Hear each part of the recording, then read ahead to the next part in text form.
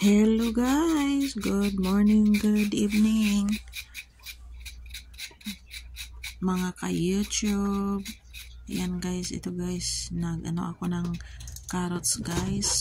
Nag-prep ako para magluto ng hapunan namin. Ayan. So, 2 carrots at saka patatas. At lutuin natin sa oven ito guys. Ayan. Gawain lang natin ng about 1 inches. Ayan. So, ayan guys, nilagay ko na sa baking pan yung manok at saka yung patatas.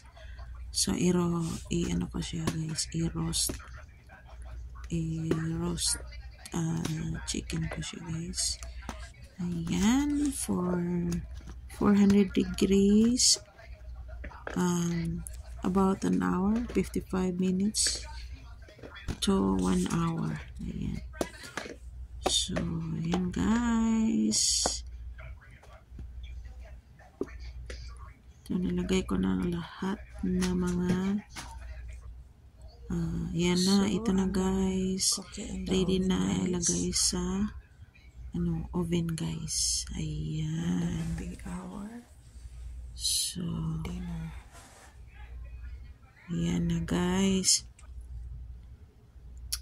At lulutuin natin siya oven.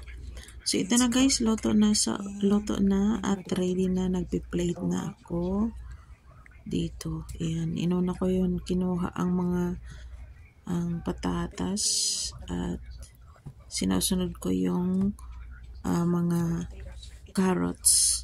So, yan guys, roast potato looks good and delicious. Ayan. So, hindi to masyadong siya guys, hindi siya masyadong salty. Ayan. So, delicious. At saka I like how it looks like legit. yung Like chicken chicken from the side guys and is crunchy at saka moist yung inside. Crunchy yung see how skin. crispy it is. Ayan, sakto na sakto. So, let's eat. Yan guys, super crispy. Crispy. Ayan, super crispy guys ang So, that's it guys. Thanks for watching. Take care. Bye-bye.